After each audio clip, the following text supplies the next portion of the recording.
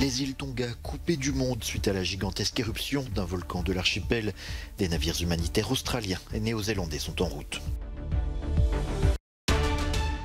Le variant Omicron déferle sur l'Europe. De nombreux pays enregistrent des records de contamination au coronavirus. Les non-vaccinés de plus en plus visés par les restrictions au Québec. Ils n'ont plus accès aux magasins d'alcool et de cannabis depuis ce mardi. La police israélienne a détruit avant l'aube la maison d'une famille palestinienne à Jérusalem-Est. La famille était menacée d'expulsion depuis 2017. Le projet de mine de lithium en Serbie est repoussé d'au moins 1 an. À quelques mois d'élections générales en Serbie, il pourrait même être tout simplement abandonné.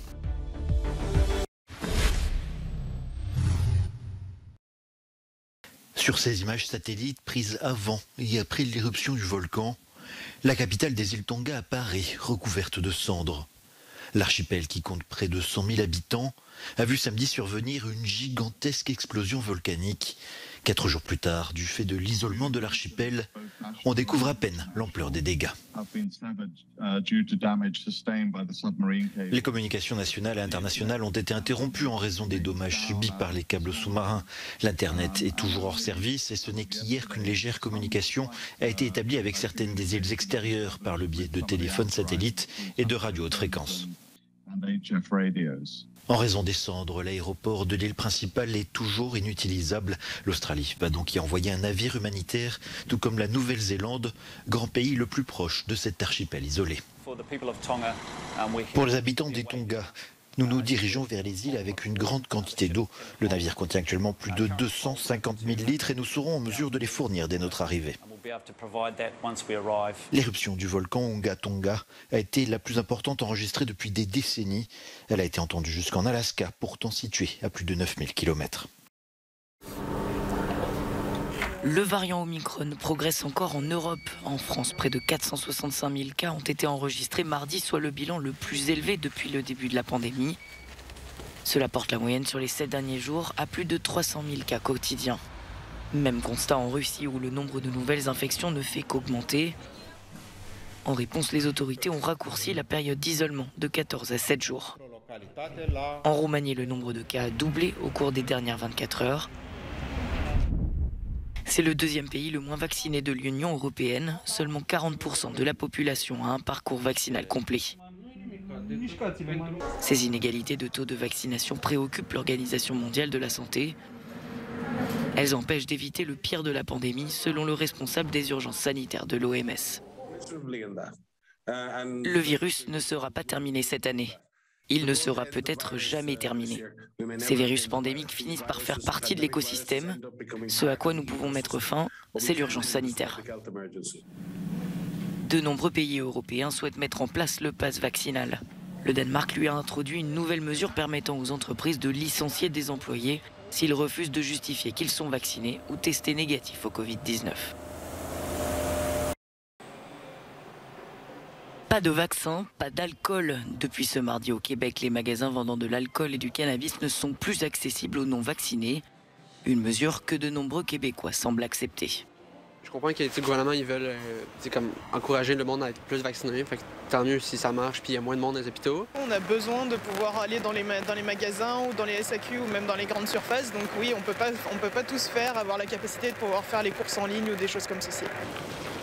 Ce n'est pas la seule restriction que le Québec a mis en place afin de faire face à l'épidémie de Covid-19. Certaines ont été levées mais d'autres restent en vigueur. Les restaurants, les bars et d'autres lieux publics sont pour l'instant fermés. Le gouvernement vise désormais les non-vaccinés. Ils n'auront bientôt plus accès à de nombreux autres commerces non essentiels ainsi qu'aux magasins de plus de 1500 m². Une taxe imposée à ceux qui refusent le vaccin fera bientôt l'objet d'un projet de loi. Près de 82% de la population âgée de plus de 5 ans a reçu 2 doses de vaccin anti-Covid. Mais le Québec est la province canadienne la plus touchée par le variant Omicron. Les hospitalisations montent en flèche dans cette province où le système de santé est fragilisé par le manque de personnel. C'est tôt ce matin que la maison d'une famille palestinienne a été détruite par la police israélienne dans le quartier sensible de Sheikh Jarrah, devenu le symbole de la lutte contre la colonisation israélienne à Jérusalem-Est. Menacée d'expulsion depuis 2017, cela faisait 3 jours que la famille Salia était barricadée dans sa maison avec un bidon d'essence sur le toit pour la détruire.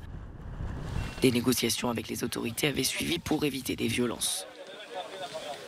Ce mercredi, 18 personnes ont été arrêtées pour trouble à l'ordre public. Si l'ordre d'expulsion a été donné, c'est que le terrain sur lequel se trouvait leur maison a été alloué pour la construction d'une école. À Jérusalem-Est, plus de 200 familles palestiniennes présentes depuis des décennies sont confrontées à ces obligations d'évacuer au profit de colons juifs. Ces derniers revendiquent la propriété de leur maison d'avant la guerre de 1948.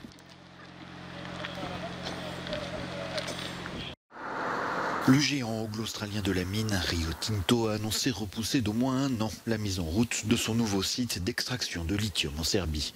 Le projet aurait fait de l'entreprise le leader de ce marché stratégique en Europe, mais face à la pression de la population et aux prochaines échéances électorales, Belgrade tente de calmer le jeu et se laisse la possibilité de définitivement abandonner le projet. En ce moment, le projet Jadar est réellement terminé pour moi. Je vais parler à tous ceux que je dois rencontrer. Je n'ai vraiment aucun problème. J'ai parlé plusieurs fois avec Rio Tinto. Tout a toujours été transparent.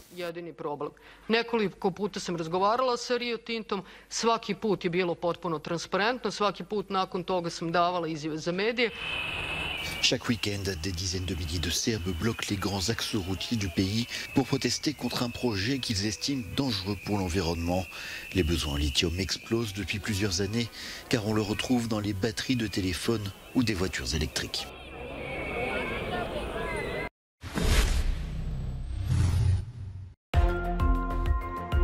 Anders Breivik plaide pour une libération conditionnelle. Une demande qui n'a a priori aucune chance d'aboutir. Mais comme le redoutaient les familles des victimes, l'extrémiste a transformé cette procédure en tribune idéologique tenant des propos ultra-radicaux durant l'audience. L'extrémiste avait été condamné à 21 ans de prison pour la tuerie du Toya, qui avait fait 77 morts en 2011. 2 auteurs présumés du meurtre de l'ambassadeur d'Italie en République démocratique du Congo ont été arrêtés. Mais selon les autorités, le tireur principal est toujours en fuite. L'ambassadeur de 43 ans avait été tué par balle en février l'année dernière. L'Italie a demandé à l'ONU d'ouvrir une enquête pour connaître les circonstances du drame.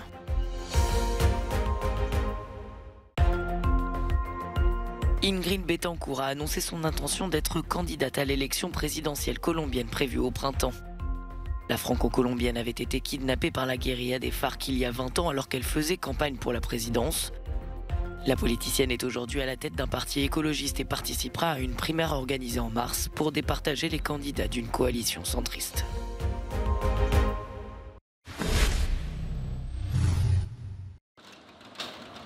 Dans ce quartier branché de Tokyo, la boutique Majerka fait figure d'exception. Elle propose des objets fabriqués par des personnes en situation de handicap. Au Japon, nombreux sont les activistes qui affirment que le monde du travail leur est souvent inaccessible. Une grande perte pour la société, selon cet employé d'un fournisseur de la boutique.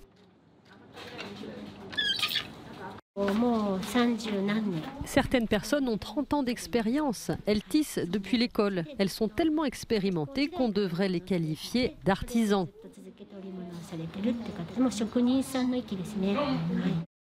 Pour le propriétaire de Majerka, leurs créations sont précieuses mais trop souvent invisibles. Il encourage ainsi chaque artisan à négocier la vente de son produit et en demander le juste prix. Peu importe que les produits soient fabriqués par des travailleurs handicapés ou non, ce qui est bon doit être traité et valorisé correctement. Je crois que c'est un commerce équitable que de fixer un prix qu'il mérite. 60 à 70% des recettes des ventes leur sont reversées. Mitsuhiro espère qu'exposer ces produits soulèvera la question de la place des personnes handicapées dans la société nippone et remettra en cause les préjugés.